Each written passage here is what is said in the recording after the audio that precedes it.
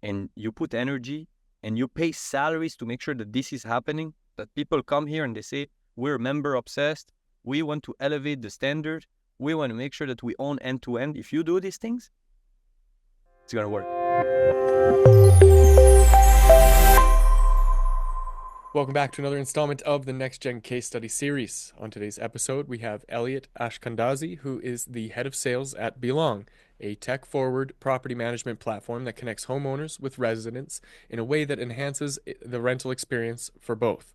With a focus on leveraging technology, Elliot plays a key role in driving growth and improving Belong's customer acquisition strategies as they integrate AI to streamline operations and elevate their service model, which is why we're excited to have him on the show. Elliot, welcome to the program. Hi, Devin. Thank you for having me. Yeah, the pleasure's mine. I'm really excited to get into some of the work that you're doing here with Belong. But before we get too far into it, Elliot, let's start with a quick little background on who you are, where you came from, and how you landed in the role of head of sales at Belong. Yeah, absolutely. So first of all, I'm not from the US originally. I was born in Belgium, born and raised over there. And then I traveled the world. I'm not gonna lie, I was in like numerous part of the world where I had the chance to work very closely with a bunch of different startups. My first experience was in finance, and then I moved to e-commerce around COVID because it was booming pretty well. Mm. And then after that, I was in cloud and cybersecurity, where I was part of a company that was acquired by Intel. So it was very interesting to see how a little startup can get acquired and then working for, a massive ship. Interest transformation. And finally, here I am based in Miami, Florida, working for Belong Home. That's really incredible. And so, how long has your tenure been with Belong? So I'm pretty new. Mhm. I just completed my first quarter with the company, which actually was super positive. We're very happy. And we're looking forward to the next one being also in the green numbers. So I'm lucky to have like a strong team. I'm not gonna lie, there are, daily challenges that I hope I'll be able to resolve. But yeah, it's been 3 months for me, and so far it's been a hell of a ride. That's awesome. That's really great to hear. So, what are some of the highlights? Give us a couple of really cool things that have happened so far since you've been kind of a part of the team. Yeah, absolutely. So, here at Belong, we have, I would say, an interesting sales process, very different than every SaaS company you can usually look at.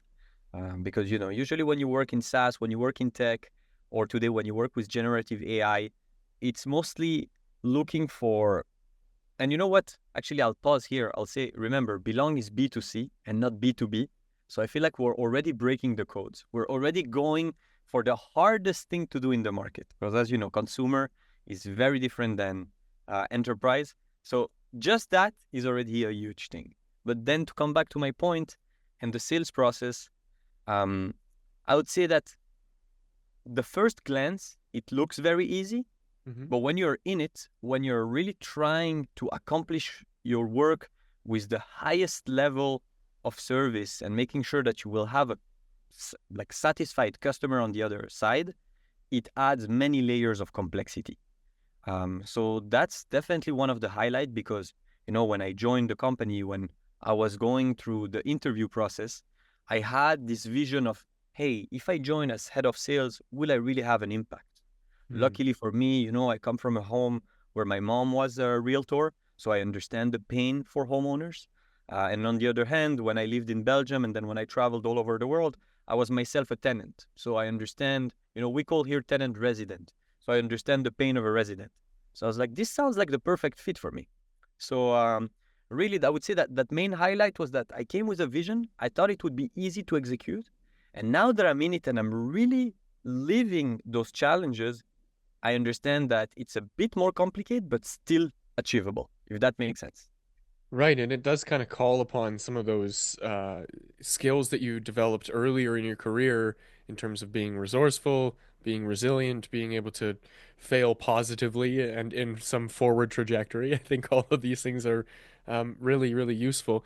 So in this, and just for the record, for some context here, I've been in the real estate space myself for a variety of capacities for the last 20 years too. So I'm really familiar with some of the intricacies of this. And I can tell you right off the bat what the one thing that you picked up on with having so many different avatars and different personalities and different people to talk to is much more of a challenge than, let's say, if you were in an enterprise situation where there may be only 1,000 names on that list that you can potentially talk to that could turn your business into a success. Now you're dealing with hundreds of thousands of different people. So when you're faced with this kind of a challenge, what's kind of the top-down approach? What does it look like in terms of that, that top of funnel to bottom of funnel customer experience?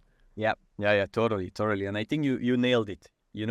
I mean, the US is definitely an interesting market, but more than that, it's a real melting pot. I mean, how Hmm. many nationalities you have here?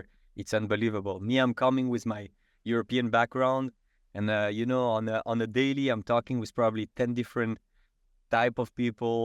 So it's very interesting, and I think to answer your question, so top to bottom, first of all, you need to understand who is your audience. And it's really a case by case. It's very hard to standardize it. It's not, I cannot go on LinkedIn and say, hey, show me a homeowner. It's not something I can do. So I gotta be mindful and make sure that the person I'm going to speak to, I have a proper understanding of what's his main goal, why this person is going to be looking for a rental property management company. Why do they need my help? Where is the pain point that I can resolve for them? And that makes us extremely agile in a sense of, when we go on a call and we want to have a closed one, we need to really be able to have like a few scripts in our head and say, okay, that's the way I'm going to pursue. So that top to bottom funnel question is having, I would say, the minimum qualification. So here at Belong, for example, we're doing only long-term rental. We're looking only for unfurnished homes. Uh, Ideally, for the experience, we would like the homeowner not to live on site. We want to make sure that it's in one of the market that we support.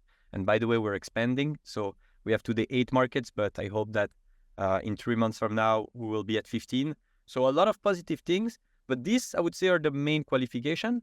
Once we pass that, we go for a quick inspection. We make sure that we agree on rental pricing and that your home is according to our standard. And here we go. We can list it and then finding the best resident for you. Yeah, that's really powerful to address what the real headaches are of being in that environment as a renter. But then on the other side, and this is a tough one because I get how much of your business can be B2C, but also I think that there's a B2B aspect here that we can't overlook, Elliot, because there's the people who own the properties are that's a source of revenue, that's a business, and so whether that's an investor or maybe a real estate agent or maybe somebody who's representing somebody else, um, have you have you noticed a big difference between like acquiring people on either side of the fence? Absolutely, and I'm actually happy you're mentioning it. So I'm not gonna lie, we are trying, to stay, I would say, steady and constant with that type of homeowners that we believe is the right market fit, is the Mhm. right persona for us. But there are many ways to go into that B2B aspect, like you said, speaking with those investors, speaking with those like other groups. We're not pursuing it so far simply because I think we have enough with what we're doing. But who knows? Maybe we will explore it in the future. If you have some advice, by the way, feel free to share that with me after on how you think we could approach that. But for now, I'm gonna stick to B2C, try to do it as best as I can, and Mhm. when I master it, let's look at the other aspect. Yeah, I love that. Get really clear and stay really focused on that one task and kind of drill down until you find an optimal way to execute and achieve the result that you're aiming after. That's incredibly powerful.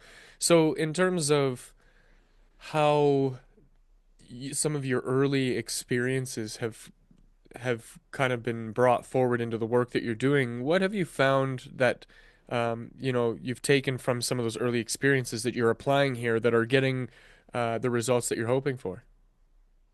It's a good question. I just want to make sure I really understood this one. So, are you asking what are the phenomenal tips I took from my previous experience and that I'm applying at Belong today? Is that what you're asking, kind of? Yeah, so like when you first started out, there was a lot of, things that you learned along the way, and skills that you picked up? What has been serving you most now in the efforts that you're putting forward in the new Yeah, space? yeah. So me personally, I am looking at how my team are performing. Because as you know, today with AI, we can automate a million tasks. So at the end of the day, I need to decide where I'm going to put the human resources. As you know, when we speak to a homeowner, or even when I speak to a tenant, a resident, as we call it here, like I said, the human aspect is very strong. If they speak to someone, that is enthusiastic as hell, that is sharp as a tack on the phone, that act as a figure of authority, that sounds really, I would say, an expert in his field on the phone, 50% of the job is done. So that was my main focus. That's something that I wanted to make sure that the team is doing because we cannot fail there. We are at the same time selling a sort of a service, and at the same time we're selling a software because we have like our app that will, like I said, automate a million tasks for the homeowner and the resident. But there is Mhm. also that service of, hey, we're going to create that match between homeowner and resident. So I made sure that that's my main focus. That's where I need to bring all my attention. That's where I'm going to use every single skill that I got from the past. And whether it's, being better at outbound or better at, not overdoing it when you speak to a potential homeowner. All these things, it's a lot of small details, but that have incredibly big impact on the business on the day to day. So let's zoom in on that a little bit in terms of the efforts that you're putting forward for outbound versus inbound, because I get that there's two sides to the coin, right? On one hand, you have your content that goes out, you have maybe some search engine optimization, and people organically find you because there's a problem that they're having, and this addresses that. And so that's one way of doing it. But then on the other side of things, there is an effort or a concerted effort to reach out to people and have the necessary conversations. So there's challenges and benefits for both of these things. I wonder if we could explore them both and kind of get your perspective on what's working, what's not working out there. 100%. I love that question. So let's start with inbound. With inbound, the name of the game is intent, right? You will have someone that comes on his own, and then I think you can categorize them into three groups. The first one are just the curious people, the one that are, looking to understand.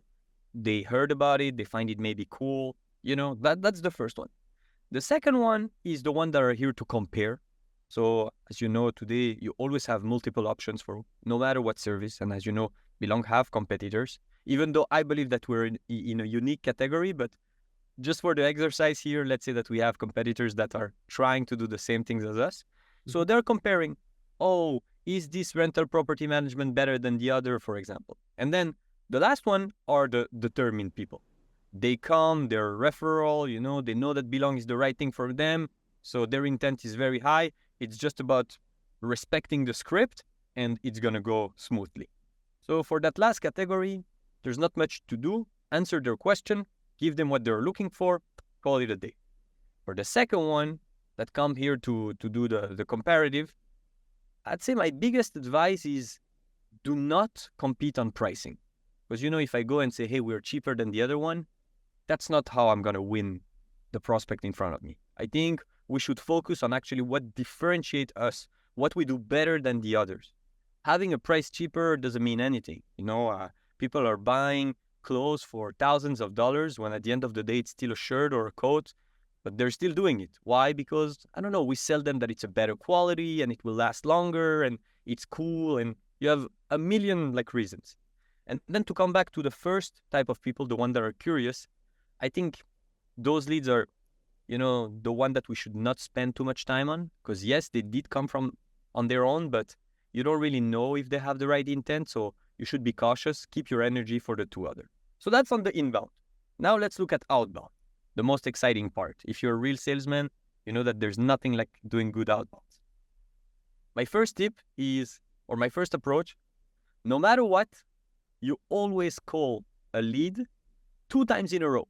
Because as you know, if you do outbound, it means that you're going to do prospecting, you're going to look for that specific person, and you're going to try to do your best to reach out.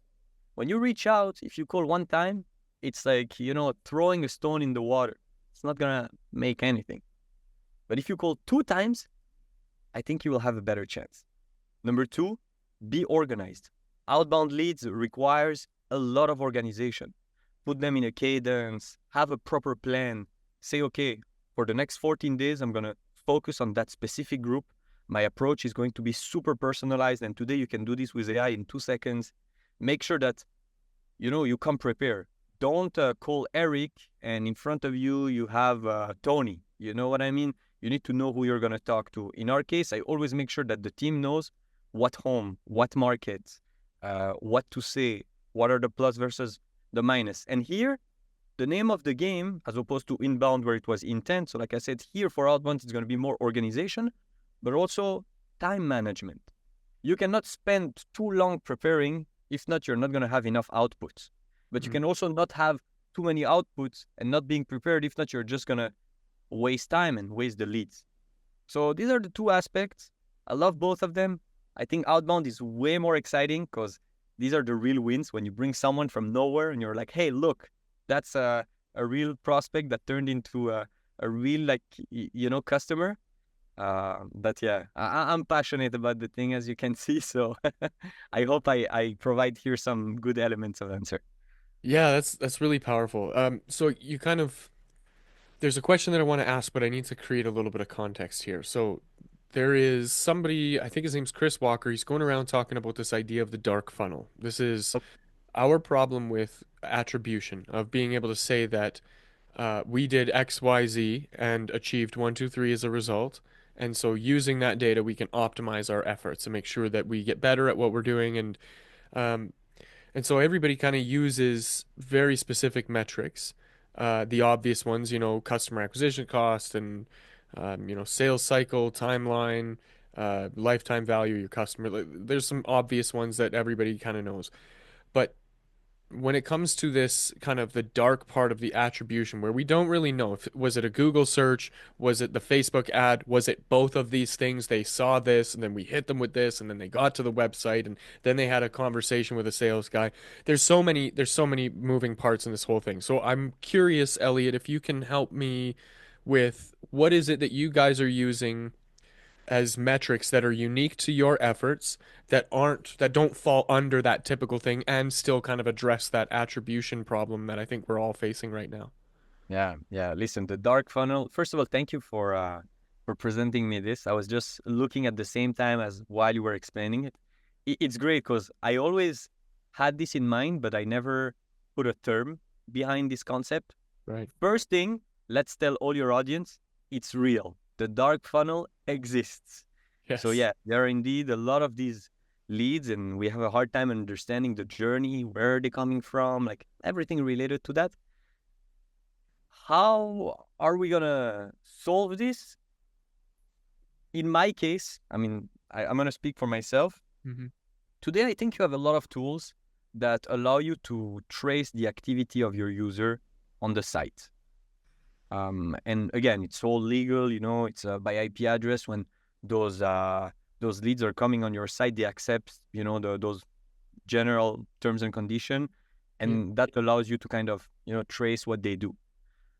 I think that could be a first good way of understanding what's going on, because you can see what they're going to scroll for. Even if they don't necessarily click on anything, you might have a general idea of what they came to look for, and then categorize them into, those buckets that I gave earlier.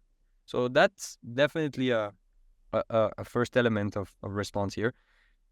Another thing I would say is make sure you have a strong script that will allow you to do a strong discovery. At the end of the day, yes, when you call someone, they don't have the whole day to speak to you. But if you can summarize this to 3 questions that will allow you to understand who you have on the other line and know if you are wasting your time or not, talking to someone that is really interested or not, or talking to a good lead versus a bad lead, then you can find this dark funnel, effect Mm. in a way. Yeah, and I think there's an intentionality that needs to come behind that measuring of things to see where things are coming from. I had a conversation with somebody on an earlier podcast episode about taking a look at all of the information and leveraging the tools that are available now through AI to be able to look at what the patterns are.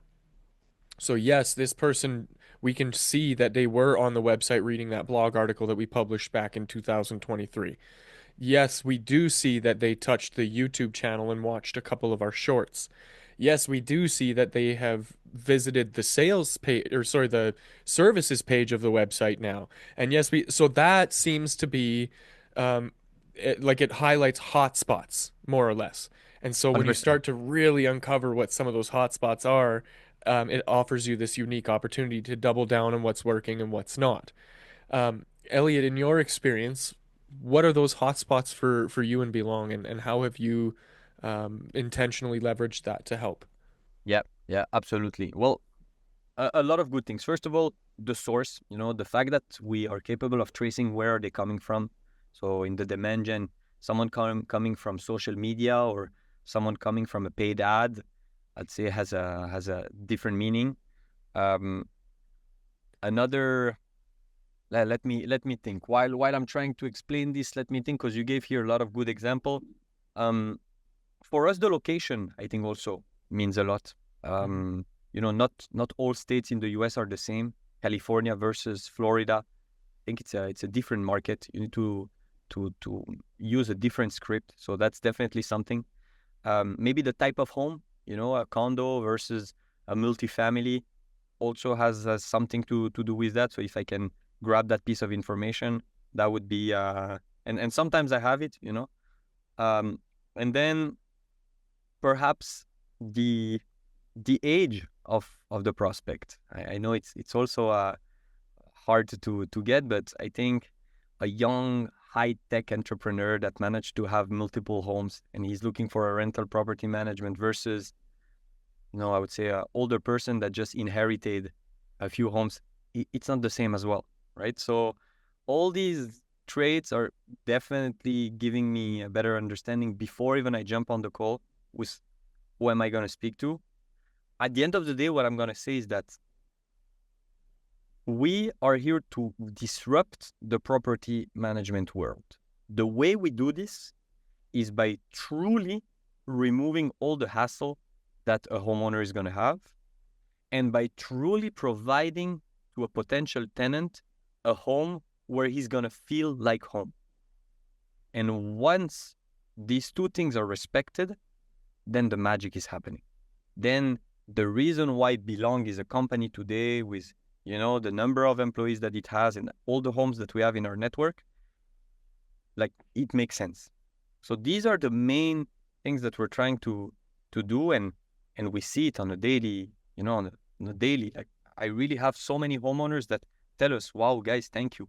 I don't know what you did that was different than when I tried to self-manage my home or when I tried to put it on the market myself, but I'm very impressed." And also, same for the residents. I've been looking for homes for so long, and I heard of Belong. I look at the network, I look at the homes that you guys have. All of a sudden, the experience feels different. And this, not just when they move in, but for the whole lease. We have a 24/7 service concierge that today, a lot of, like I said, a lot of companies and property management are offering, but it's all about how you do it.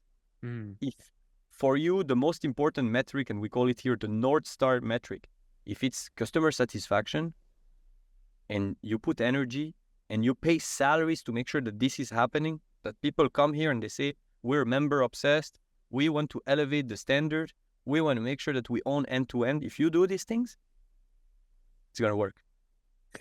I'm really glad that you kind of led us here because one thing that I can note from a lot of the conversations that I've had is that customer experience really matters. The people that spend more time there in with their teams and inside of their business seem to be doing so much more revenue, business, customer acquisition than any other. Uh, so I read somewhere that 84% of new business especially in the B2B space comes from referrals. So that means there's only 16% of marketing activity that's actually converting, which is a crazy statistic. Yeah. So there's this immense emphasis on the need for that experience to be elevated in some way to differentiate you and your offering. Because just to your point that you said, there are people out there that might have a software that's very similar, it might do this and might do that. And maybe there's somebody out there who has services that are very similar. They might do this or they might do that. But Yeah, can they take all of the above and combine them into an experience worth sharing with somebody else?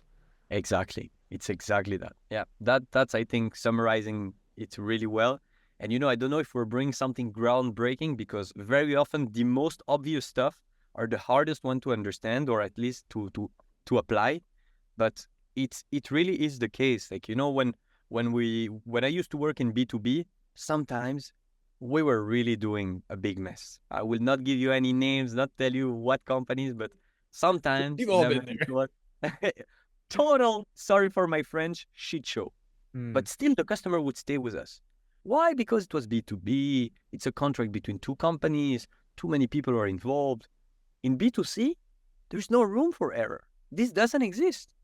Like you're not providing the right service, the person is going to tell you, hey, listen, it was great to be with you, bye. right. So that's why it's so important to make sure that every employee, every team member understand that, customer is king.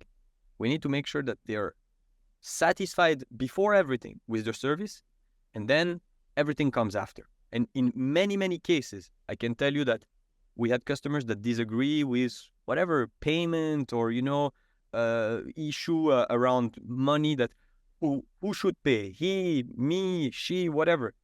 First, we give a good service, then we mediate. Then we find a resolution to that. And it works 100% of the time. But if you do it the other way around, where you say, no, no, no, first you need to pay for the service, and then I'm going to give you what you paid for, you lose. Yeah, and that's uh, really advantageous for you to be able to have identified that and acted on it, I think is a big part of it. And that's what I think differentiates the companies that are leading the pack from the ones that are just kind of chasing or following is that their focus or their concern is biased in their own favor as opposed to the favor of the client or the person that they're aiming to serve. And I have, just like you, found that when you go above and beyond, it doesn't matter how many times you screw up or how bad you screw up. People want to keep working with you just because of how you handle the screw ups. Because I think we all like unconsciously understand, hey, stuff happens. Things fall apart. It doesn't sometimes work the way that we expect to, and that's okay. What do you do to handle that? And that's what makes you special is that, hey, we're not going to freak out. We're not going to yell at each other. We're not going to create a combative environment. We're going to collaborate and make sure that you get what you came here for, in spite of it, maybe even not being profitable at some point too, because Yeah. it's that reputation and that ability for somebody to talk about you that matters above all else, especially when you consider that 84% referral, new Yeah. business coming from referrals, which is just crazy to me to even fathom. Elliot, this has been wonderful. As we kind of come to a close with our time together here, I wonder if we could look forward a little bit at um, what's coming down the pipeline, what's on the horizon, what are you aiming at, what are some of the big goals? Yeah, yeah, I love that. So, first of all, like I said, I have the chance to serve a very noble mission every day. I'm trying to be the perfect match between homeowners and resident. So, what's coming up for us? Well, we're looking to scale. Belong is looking to grow, and when I say to grow, is really on every single level. So, I gave you a hint earlier, but we're going to expand. We're going to be nationwide. That's really our goal to have like all the states of the U.S. and then be international as well. In addition to that, we want to keep doing what we do, and we really believe in our product. For a long time, we've been investing a lot of our resources to make sure we have a strong product because, a great idea, if it's not backed by a strong product, is not going to survive. So we are very confident in our abilities there. And then, yeah, growing the network, having people more happy. We're going to break the code for sure. I mean, today, our average from the second you are interested in Belong until we find you a resident is probably the shortest all over the market. So give it a try, and you will see that we are really capable of some magics because we cracked few of the codes. And I don't know if you remember, but at the beginning I told you that I thought the process was simple and it turned out to be a little bit more complex than what I thought. Hmm. I think I'm going to stick to that for my goals, see how I can optimize, simplify, and have something that is more streamlined. If I can do that, if I can have, from point A to point B a straight line, I made it. Brilliant. You reminded me of an old principle that I took from, I think it was Steve Jobs, which is if the idea stays the same but you've taken everything away, then that's where you need to land, and keeping it just that much simple. So it's Yep. fun to draw on the whiteboard and put all these things together, but at the end of the day, when you figure out what's that straight linear path to go from point A to point B, that's where all the magic happens. So that's really cool, man. If somebody wanted to reach out to you to pick your brain or perhaps work with you, what's the best way for them to find you? Oh, so I'll do two things. Number one, my email, elliot@belonghome.com. As easy as that. Elliot is Elliot, and then belong home, like you hear it. And number two, my LinkedIn. I mean, feel free to have my LinkedIn post shared with all your audience, and I'll be more than happy to connect. And yeah, stay on the look. A lot of exciting stuff. But Devin, thank you so much for the opportunity. I love what you're doing, giving room here for salespeople and the noble art that we try to master every day is awesome. So on your end, you also keep going. Yeah, it's been an absolute pleasure, Elliot. Thank you for sharing your wisdom and expertise with us. I will make sure that for anybody watching or listening, if they wanted to get in touch with you, the LinkedIn profile is going to be in the show notes, so that's where you'll find that. On that note, if you wanted to reach out to me and my team for any of your marketing or AI needs, you can visit nextgengrowth.com. Otherwise, that's it for this conversation. Thanks for joining us for this episode, and I will see you in the next.